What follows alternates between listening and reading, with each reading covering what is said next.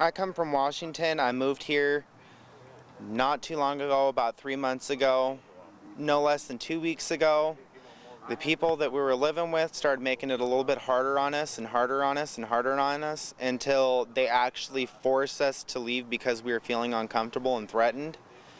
And I became homeless, fell in love with quite a group of people, and realized that, you know, we all stick together, we can all make this work. And then the police come rolling by thinking, okay, we're homeless, so therefore we're going to steal and we're going to rob people. Stereotypes. I mean, you know, just because we're homeless, we all, every single one of us, work for what we have. And we struggle to keep everything that we have. Oh yeah, I can all day long. And right now, economy is a little hard. Like, I'm qualified for many different things. I'm qualified for taking care of children, being an at-home care provider, a hospice provider, and right now, with the economy the way it is, I can't get a job anywhere. I've been searching for 3 months, put my name in to quite a few other temp services, and no calls back, no references, no nothing. I'm qualified for many other stuff. And right now, it's a little hard being homeless because most people in rich, fancy houses, they look at us and say, okay, we're scum because we haven't had a shower. But you know what? Every chance that we get, if we get to a shower, we're going to take it. We're not dirty because we choose to be dirty. We're dirty because we don't have a chance. And people aren't giving us a chance. With credit checks, background checks on apartments and everything else like that, it's a little harder to survive. Because who in this world has perfect credit? But if you walked into an apartment complex today, dirty like you are, even if you met the requirements, do you think they would rent to you? No, I don't think they would rent to me. I think they would refuse me because of the way I look. And, you know, the different places like the homeless shelters, that's okay. The homeless shelters can only last so long. You got to wake up by 6 o'clock in the morning and leave. And dinner times, like if you're clear across town and like the diner, and you can't make it by just a few short hours. And a little bit harder to barbecue out in the open without people harassing us and saying, okay, well, there's another bum using a barbecue. And that's just how I feel about the way things are in the world today. There's not enough love and respect and care for everybody else. Everybody else is their own man. You kind of talked a little bit about Eugene police giving you guys a hard time. Can you talk a little bit more about that? What kind of stuff you're seeing from? Well, I've been harassed quite a few times, been asked if I'm selling drugs, if I'm holding drugs on me. And, you know, I don't do drugs, I don't sell drugs. So, about the only thing I do is drink, and that's just to get to sleep at night. And cops come rolling by as soon as you feel like you're safe and you're asleep and everything, they'll wake you up, give you a ticket, and tell you to move. And you can't just give homeless people a ticket and squeeze blood out of a turnip. What kind of tickets do they hand out? Like, trespassing, loitering, and trespassing in public parks, don't you? Yeah. If you're there at a certain time, like after 11 or after 9, they'll give you a trespassing ticket, and then they'll expect you to pay it off or you'll end up going to jail. Because you know what? Sometimes, right now, homeless people they feel more comfortable in jail because at least they have the bed to sleep in, and they get foods regularly. So do you think that some homeless people commit crimes just so they can have a place to sleep? Sometimes. Sometimes. Not all homeless people. On bad weather days, do you think that's more true than not? Yeah, on bad weather days, it's hard to find a place to stay. And you can only stay with friends so much until... What kind of changes would you like to see? And what would you like to see the police do in the future? I would like to see more lower income housing so it would be easier for most of us to get off the street. That's the most of all thing that I think should happen. What do you think would help you personally? What would happen that would get you off the street? What do you think? Better lower income housing and better ways to find work. without people thinking that, you know, okay, you're a bum, I'm not going to hire you, you're not going to put your work in. So I'd like to see more businesses hiring and more businesses like willing to take in people. For people who are watching this at home tonight, what do you want to say to them? I'd really like to tell them, you know what, just like everybody else, we're people too. And we need love and shelter too. Well, we as a community are well blessed with having a fair number of services. So the Social Service Office on 99, Catholic Community Services on 6th Street, the Veterans Program we have on 7th Street, of course the Mission and other programs are pretty comprehensive. So from food boxes to the Govindas, dining hall, to emergency food packs, to transportation vouchers, all those things, there's a fair amount of those services around. And then of course the folks that panhandle on the corners get a fair amount of money coming in through that program. We also have a comprehensive set of services around showers and laundry, mail drop and job training. So there's a good set for our community. Given the size of our community, we actually have a very healthy set of services. Are they enough? The biggest issue is we've got to find jobs and employment. We've got to find a way to get folks that have multiple areas, barriers to housing in. And those are the more difficult issues. Okay.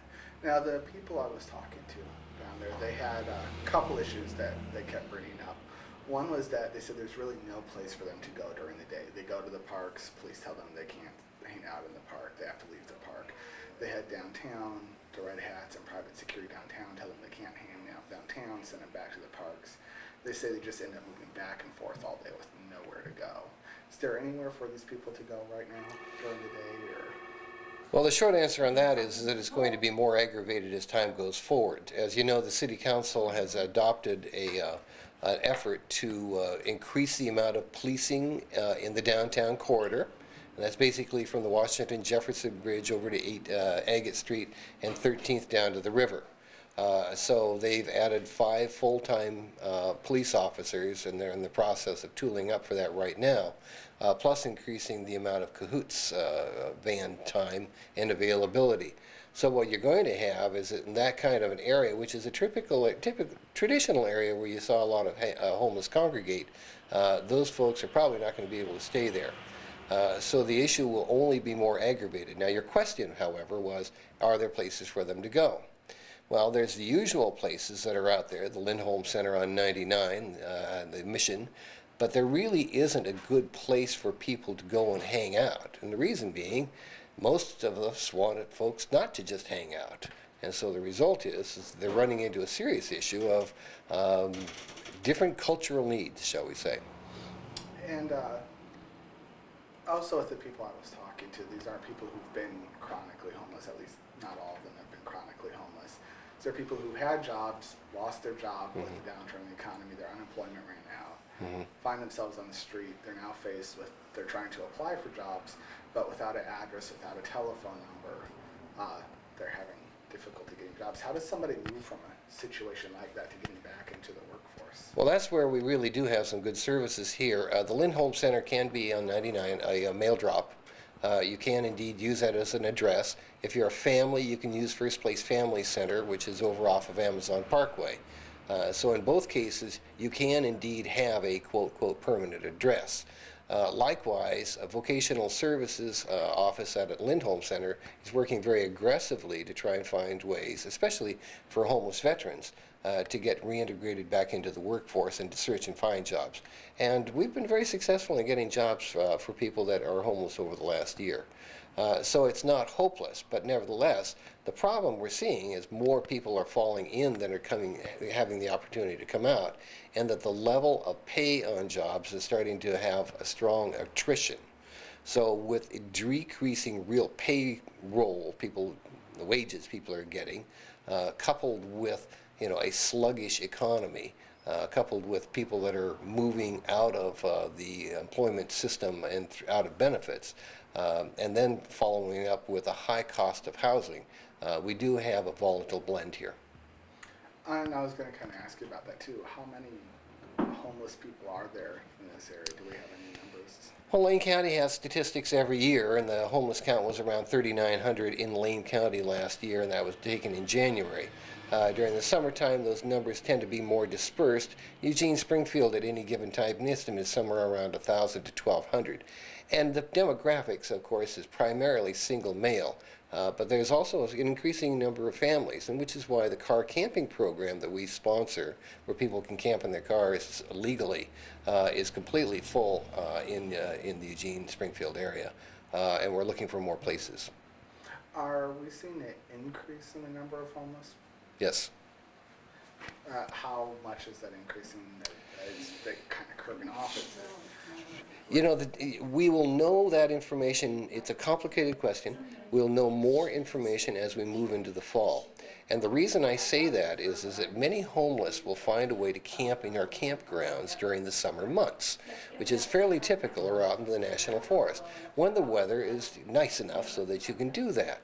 But as the weather closes in, what tends to happen is that those families, especially with children, have to get them back into school and have to find some way to keep them warm. And so they start emptying out of the woods, and that's when we have a much better count. Anecdotally, we know that the food box requests are about stable or about tailing kind of slightly off right now. So the demand for the emergency food boxes is about stable with what we saw through the spring. Likewise, utility requests for help on utilities, is relatively flat from what we saw in the spring, which is unusual. Normally it would be tailing off because people just turn off their heat during the summertime. Of course, they don't need that. But it's kind of flat rather than tailing. So I'm guessing that as we move into the fall, we're going to see a spiking up. But a lot of this has to do with what happens on unemployment benefits. If unemployment benefits are not extended, and we do have that kind of wrenching coming to an end of those benefits for a lot of families, there will be serious issues. So my next question here is probably even more complex. You're asking the simple ones today, huh? With homelessness being, a growing problem in Lane County, what can we do as a community to address this problem, and how do we start to fix it? Actually, that's not a complex question.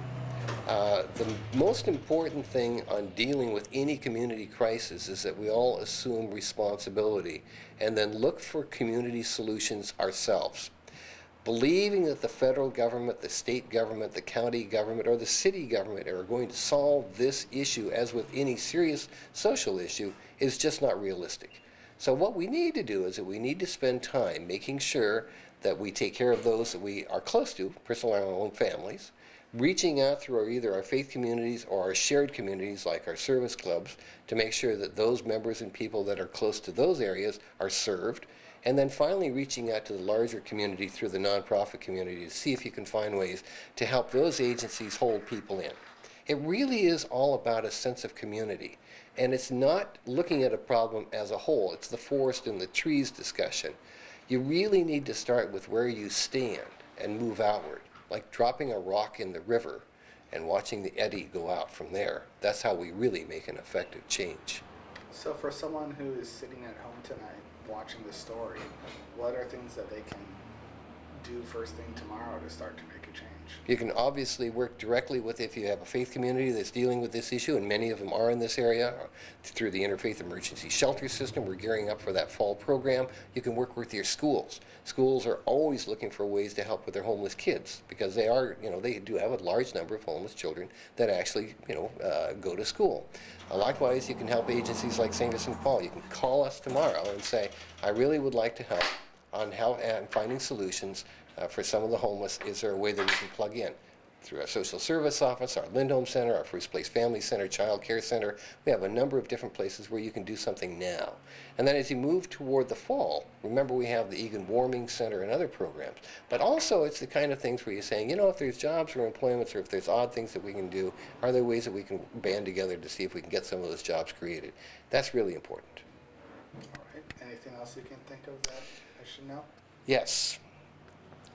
I think most of us, this is a community where there's people who've been sticking around a long time. Now, I've lived here all my life. And we went through the period of the 1980s, and we had a serious downturn in the economy. Now, this is nothing to sneeze at that we're seeing right now, and it doesn't seem to be getting much better. But I have ultimate faith that we as a people, the people of this area, will find the solutions ourselves to answer these intractable issues that we see around us.